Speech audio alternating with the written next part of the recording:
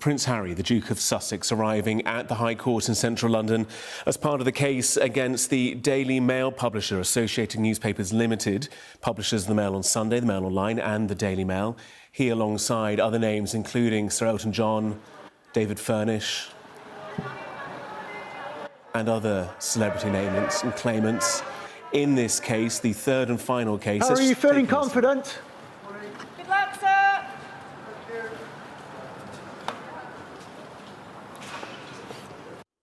There we go. Good luck, sir. So there we see Prince Harry walking into the court buildings of the Royal Courts of Justice. Like I say, other names include Baroness Doreen Lawrence as well. Let's take another look at these images as they've just come in. That was live. This is a replay of those moments just a couple of moments ago. And obviously Harry's storied past with the newspapers and the press here in the United Kingdom. Two previous court cases, one settled out of court, one against the Mirror Group publishers found in Harry's favour. This one is against Associated Newspapers Limited, the publishers behind the Daily Mail, the Mail on Sunday and the Mail Online, bringing together several high-profile claimants appearing in court today, a real show of unity and togetherness and force, one might say, against Associated Newspapers Limited. Prince Harry expected to take to the stand on Thursday. The case expected to be heard over the course of the coming 9 weeks. Let's talk about something the British tabloids absolutely hate to see. Prince Harry, calm, confident, smiling, greeting supporters like a man who knows he's on the right side of history. As cameras clicked outside London's Royal Courts of Justice, Harry didn't look defeated. He didn't look stressed. And he certainly didn't look like the bitter runaway prince the tabloids have spent years trying to sell you. Instead, what we saw was something far more powerful. A man standing up to the very media machine that terrorized his mother, hunted his wife, and treated his children as collateral damage. And that alone tells you everything. Because when Prince Harry walks into court grinning while the tabloids squirm, you know something big is happening.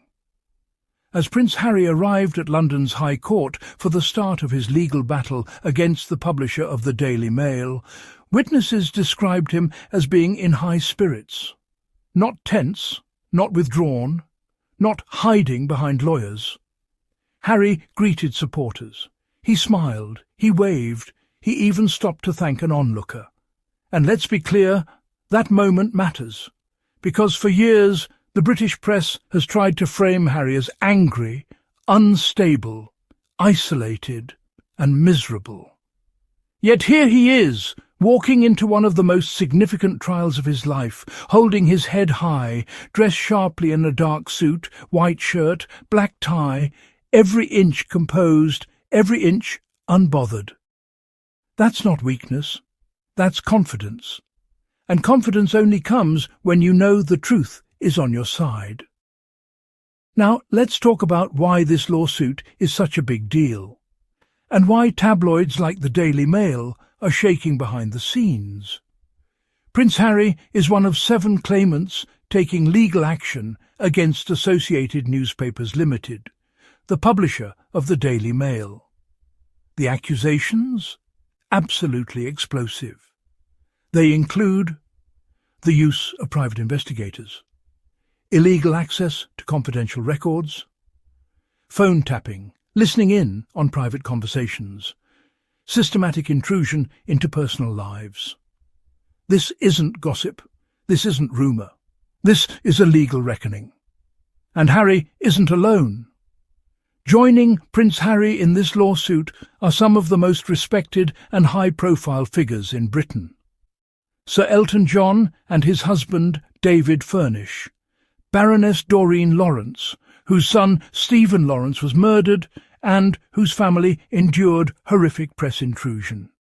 Sir Simon Hughes, Sadie Frost, Liz Hurley. Let that sink in. This isn't about one disgruntled royal. This is about a pattern of abuse, a system that believed it was untouchable, a press culture that thought it could violate privacy with zero consequences, a machine that thrived on destroying lives for clicks. And now, that machine is being dragged into the light. For Prince Harry, this fight isn't theoretical. It's deeply personal. This is the same press culture that relentlessly harassed Princess Diana, published lies until her final day, repeated the cycle with Meghan Sussex, racialized her, dehumanized her, and mocked her mental health. Put his family at real physical risk. Harry has been crystal clear for years. This ends with him. He has said repeatedly that he refuses to be silent while history repeats itself. And that's why the tabloids fear him. Because Harry didn't just walk away. He came back with receipts, with lawyers, with evidence, with resolve. Now, here's where the hypocrisy becomes impossible to ignore. Reports suggest that despite Harry being in the UK, there will be no meeting with King Charles, Prince William, or Kate Middleton. We're told the King is in Scotland. He's returning to London for cancer treatment, and yet somehow still won't see his son. And once again, the tabloids spin this as Harry's fault. Not the institution, not the silence, not the refusal to engage. Harry is painted as the problem, even while fighting a case that exposes the very media toxicity the palace has benefited from for decades. Let's be honest. If this were William walking into court to expose illegal press behaviour, the headlines would be "Brave Future King, Defender of Privacy, Heroic Stand." But because it's Harry, they call him bitter, obsessed, attention-seeking, and the public is supposed to pretend not to notice. So why did Harry look so relaxed? Because this time, the narrative isn't in the tabloids' control. This time, there are legal filings, witness statements, court transcripts, judges, consequences, and Prince Harry is expected to give evidence himself, not hiding, not issuing statements through aides, standing up, speaking directly. That terrifies the press more than anything else, because when Harry speaks under oath, there's no spin powerful enough to bury the truth. This trial is expected to last 9 weeks under the oversight of Mr. Justice Nicklin. And while Harry may not attend every session, his presence at the start sends a clear message. I'm watching. I'm involved. And I'm not backing down. If successful, this case could expose years of illegal press practices, set legal precedents, open the door for further claims, force tabloids to change or pay. That's why they're so desperate to distract you with royal drama. They don't want you focused on the case. They want you focused on family gossip. This lawsuit isn't about revenge. It's about accountability.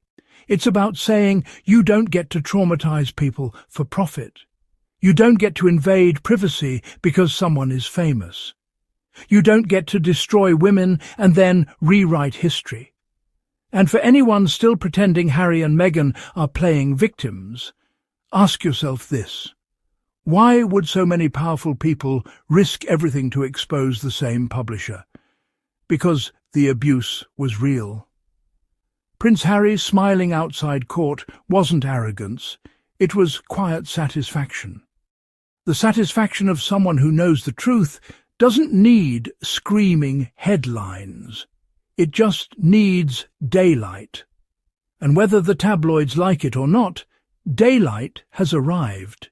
If you believe Prince Harry is doing the right thing, if you're tired of media bullying being normalized, if you think accountability matters more than palace PR, then make sure you subscribe to this channel. Hit that like button. It tells YouTube you want truth, not tabloid propaganda. And if you want to support independent commentary that isn't afraid to call out hypocrisy, please consider using super thanks below. Every contribution helps keep this channel going and independent. Drop your thoughts in the comments. Do you think this trial will finally expose the British tabloids?